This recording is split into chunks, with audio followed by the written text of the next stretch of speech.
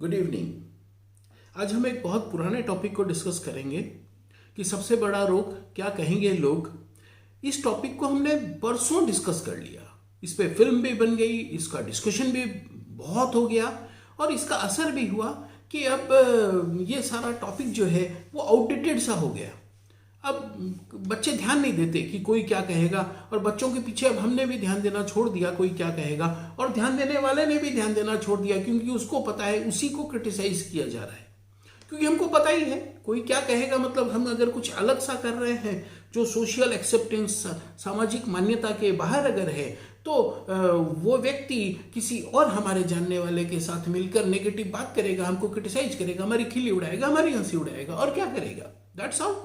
ये पूरा का पूरा व्याकरण हमको समझ में आ गया और जो करने वाले हैं उनको भी समझ में आ गया, और चूंकि हमको फर्क नहीं पड़ता, अब उनको ये पता चल गया कि इनको फर्क नहीं पड़ता है, और तब मामला ही खत्म। ऐसे लोगों को लोग चीप समझने लगे और इनको डिस्कार्ड करने लगे।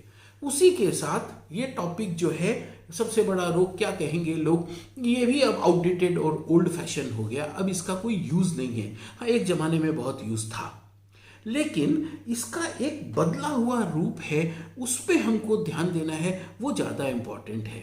अभी हम कहते हैं कोई क्या कहेगा, तब एक प्रश्न उठता है कोई क्या कहेगा किससे, मतलब किससे क्या कहेगा, तब जवाब है किसी और से। तो वहां तक तो मामला ठीक ही हो गया।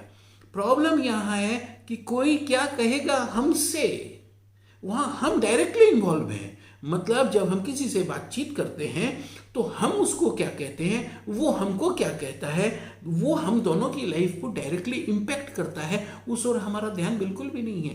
क्यों? क्योंकि जब कोई हमको डायरेक्टली कह रहा है और हमसे बातचीत के दौरान कह रहा है, तो हमारा ईगो हर्ट होने की कोई बात नहीं है ना। वो तो हमारे सुर में सुर मिलाता है, हम उसके सुर में सुर मिलाते हैं। सुर में सुर मिलाने से ही तो गपशप आगे बढ़ती है। और गपशप हमेशा ध्यान दीजिएगा यूं ही की बातों पे होती है, लेकिन यूं ही की बातों पे गपशप होती है, लेकिन उसका गहरा बहुत असर होता है। होता क्या है, जब हम गपशप करते हैं और कोई हमको कुछ कहता है या हम किसी को कुछ कहते हैं, तो उसका इम्पैक्ट नेगेटिव दो तरीके से होता है। नेगेटिव, आप कहेंगे कि पॉजिटिव की बात क्यों नहीं करते, क्योंकि गपशप पॉजिटिव से चालू ही नहीं होती। गपशप की शुरुआत ही नेगेटिव से होती है। विस्मय रस, हाँ अच्छा ऐसा हुआ, ओ यस अच्छा अच्छा। तो ये जो विस्मय, धड़ाम, एक धड़ाम, हम कैसे व्यक्ति से बात करते हैं जिसके पास बहुत सारे धड़ाम होते हैं। फोन लगाया हमने, अभी खाली बैठे हैं, फोन लगाया और उन्होंने हर बात पे ना धड़ाम धड़ाम धड़ाम धड़ाम, बड़ा मजा आता है हमको कि हाँ वाह, इतने धड़ाम दिए इसने मेरे को। अब फिर मैं किसी को फोन करूंगा, 2 धड़ाम मेरे थे, 4 धड़ाम उन्होंने दिए। अब मैं जब वर्मा जी को फोन करूंगा तो मैं उनको 6 धड़ाम दूंगा। यही होता है ना। पॉजिटिव बात में तो कहानी नहीं बनती ना। पॉजिटिव बात में कैसे कहानी बनेगी। एक राजा था, बहुत अच्छा था, अपनी प्रजा का बहुत ध्यान रखता था। राजा के 2 बेटे थे, दोनों बहुत ही होनहार थे, राजा की तरह ही थे। राजा बूढ़ा हो गया, वन में चला गया, घोर तपस्या करी, राजा परलोक को सिधार गए, और दोनों बेटों में बड़ा बेटा राजा बना और उसने प्रजा की बड़ी सेवा करी। छोटा बेटा सेनापति था, वो बड़े भाई का बड़ा सम्मान करता था। सारी प्रजा और सारा राज्य सुख में रहता था। कहानी कहाँ है? Where is the story? Story is धड़ाम। और जब हम गॉसिप करते हैं तो हम धड़ाम के लिए ही गॉसिप करते हैं, इसलिए सामने वाला क्या कह रहा है हम उसकी इंक्वायरी नहीं करते, और हम भी क्या कह रहे हैं वो भी सामने वाला इंक्वायरी नहीं करता। हम यूं ही के लिए ही तो फोन किया था। लेकिन ये जो यूं ही बात हम करते हैं, इस यूं ही का हमारे अंदर कितना भयंकर असर पड़ता है, और जो हम यूं ही बोल देते हैं सामने वाले के जीवन में कितना जहर घुल जाता है, इसका हमें बोध नहीं। हम इसी फेर में आज तक उलझे थे कि कोई किसी से क्या कहेगा। अरे वो गया तेल लेने, उसकी छोड़िए, अभी कोई आपसे क्या कहेगा, कोई मुझसे क्या कहेगा, और मैं किसी से क्या कहूंगा, वो ज्यादा इंपॉर्टेंट है, क्योंकि वो हमारी डायरेक्ट लाइफ को इंपैक्ट करता है। तो जब हम नेगेटिव बातें करते हैं, जब हम गॉसिप करते हैं, यूं ही बात करते हैं, उसका 2 नेगेटिव रिजल्ट मेरी नजर में आया।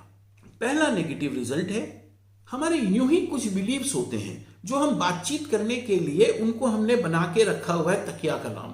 वो जो हमारे यूं ही बिलीव्स, नेगेटिव बिलीव्स हैं, वो बड़े पक्के होने लगते हैं। अभी तक तो हम सुपरफिशियल थे, ऊपर ऊपर की बात थी, लेकिन जब भी मैं आपको वैसे कोई बिलीफ की बात बताऊंगा, शुरू करूंगा बात, जैसे फॉर एग्जाम्पल मैं आपको बोलूंगा अजी पूछो मत शर्मा जी, घोर कलयुग आ गया, इतना सुनते ही ना आप मेरे को 4 और सपोर्टिव एविडेंस दे दोगे कि हाँ जी बिल्कुल घोर कलयुग आ गया।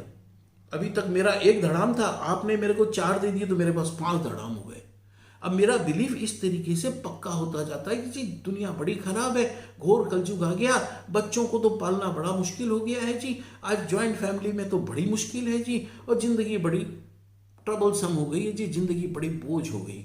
ये जो हमारे बिना मतलब के बिलीफ हैं ये पक्के होते जाते हैं जैसे जैसे हम बात करते हैं। क्योंकि आपने मेरे से बात करी, मैंने आपको 2 धड़ाम दे दिया, फिर मैंने और किसी से बात करी, मैंने उसको 2 धड़ाम दे दिया, फिर उसने किसी की बात करी, अब उसने वहाँ 4 दे दिए। इस तरीके से जब हम नेटवर्क में बात करते रहते हैं तो हमारे बिलीफ जो सुपरफिशियल बेसलेस बिलीव्स हैं लेकिन नेगेटिव हैं वो पक्के होने लगते हैं, और फिर हम एक टाइम के बाद दुनिया को उसी नज़र से हम देखने लगते हैं, क्योंकि हमारा थॉट प्रोसेस खराब हो जाता है, हमारा थॉट प्रोसेस पोल्यूट हो जाता है, फिर हम पोल्यूट नज़रों से दुनिया को देखते हैं और वो लेंस गड़बड़ है, इसलिए दुनिया हमको साफ साफ दिखती नहीं, लेकिन हमको लेंस दिखता नहीं। वो लेंस है हमारा डिस्टोर्टेड थॉट प्रोसेस, हमारा गलत सोचने का तरीका। गलत सोचने का तरीका कहाँ से बना? यहीं से बना, यहीं से बना। दुनिया अच्छी भली है, दुनिया अच्छी भली है। आजकल के बच्चे, अरे आजकल के बच्चे क्या, हम कैसे थे? हम कैसे थे? हमने भी तो इतनी मार खाई, तो क्या हम कोई अच्छा काम करते थे बोल के बाबूजी मारते थे? ऐसे ही चलता है, सब ठीक ठाक ही तो है। लेकिन अगर आप किसी से बात कीजिए और आप पॉजिटिव बात कीजिए, आप देखिएगा 2 मिनट में वो फोन रख देंगे और फिर दोबारा आपको कॉल भी नहीं करेंगे जब तक कोई खास स्पेसिफिक मतलब नहीं होगा। आप सोच लीजिए, देख लीजिए, खुद विचार कर लीजिए। तो एक तो बड़ा नेगेटिव पॉइंट ये है, और दूसरा नेगेटिव पॉइंट वो ज्यादा खतरनाक है, वो है हमारे अंदर डाउट्स और कंफ्यूजन पैदा हो जाते हैं। डाउट्स और कंफ्यूजन कैसे पैदा होते हैं, मैं एक छोटा सा एग्जांपल लेता हूं। मान लीजिए मेरे बच्चे को सीए करना है और मान लीजिए 3 साल बाद मेरा रिटायरमेंट होना है। अभी शर्मा जी से मैं ऐसे ही बैठ के, हम चाय पी रहे थे, बातचीत कर रहे थे, मैंने शर्मा जी से कहा कि जी अब 3 साल में मैं भी रिटायर हो जाऊंगा, अब बेटा सीए परस्यू करना चाहता है, 3 साल में उसकी सीए हो जाएगी, और फिर जो ही मैं रिटायर होऊंगा वो कमाने लगेगा तो लाइफ सेटल हो जाएगी, जिंदगी में प्रॉब्लम नहीं आएगी। अभी शर्मा जी इंस्टेंटली बोलेंगे, शर्मा जी कभी ये नहीं बोलेंगे कि देखो जी मेरे को सीए वगैरह के बारे में आइडिया नहीं है। ऐसा कोई नहीं कहता, ऐसा तो हम कहते ही नहीं किसी को। भले ही ब्रेन की सर्जरी पूछ ले, मैं तो 2-4 बात बता दूंगा, हाँ ऐसा होता है, वैसा होता है, वैसा होता है, क्योंकि मेरे को पता है वो एग्जामिन तो मेरे को करेगा नहीं, वो क्रॉस एग्जामिनेशन मेरा करेगा नहीं, ये तो मुझे पता है। आप क्रॉस एग्जामिनेशन कर लो उस समय मेरा, मैं आधे कप चाय में मैं उठ के खड़ा हो जाऊंगा। अब मेरे को इतना थोड़ी पता है, मेरे को तो जो पता है मैं आपको बता रहा हूं, अगर मेरी नहीं सुननी तो फिर पूछा ही क्यों? बिल्कुल गुस्सा हो जाऊंगा मैं। तो होता क्या है कि जैसे ही अपने बेटे को सीए करवाने के बारे में ऐसी शर्मा जी के सामने बात चलाई, इंस्टेंटली शर्मा जी बोलेंगे कि बहुत बढ़िया लाइन है, और फिर आपका बेटा तो बड़ा शार्प है, बड़ा ब्राइट है, बड़ा ब्रिलियंट है, कर लेगा। मेहनत बहुत है जी, मेहनत बहुत है, पढ़ना बहुत पड़ता है, टफ है। और देखिए सीए एक ऐसी एग्जाम है ना जिसमें पढ़ाई से ज्यादा ना लक काम करता है, लक काम करता है। और वैसे ठीक है, ये बच्चा तो ब्राइट है, कोचिंग वगैरह लेगा, बॉम्बे में बहुत अच्छी कोचिंग है। अभी पिछले साल मेरे साले के बेटे वो बॉम्बे उनको कोचिंग में लगवाया था, 2.5 लाख रुपए लगे कोचिंग के, रहना खाना अलग। हाँ, तो वो अभी कर रहा है वो। और वैसे ही मेरे और एक साले के बेटे हैं, उन्होंने भी वहाँ से कोचिंग करी थी, उन्होंने 4-5 साल 6 साल पहले करी थी, लेकिन अब उनसे क्रैक नहीं हुई एग्जाम। क्योंकि मैंने आपसे कहा ना, वो मेरे को कहेंगे कि मैंने आपसे कहा ना इसमें लक बहुत काम करता है। तो उसने 3 बार एग्जाम दी, फाइनल में बार बार अटक जाता था, अभी लास्ट में बैंक में एक जॉब कर रहा है। लेकिन आपका बेटा सकेगा, ये तो बहुत ब्राइट है, मैंने तो इसको बचपन से देखा है। हो गया उनका कार्यक्रम तो समाप्त, चाय खत्म, बात खत्म, समाप्त, जयराम जी की हो गई। अब लेकिन मेरे दिमाग में तो एक डाउट आ गया ना, अगर ऐसा नहीं हुआ फिर 2.5 लाख की कोचिंग, अब ये कैसे होगा?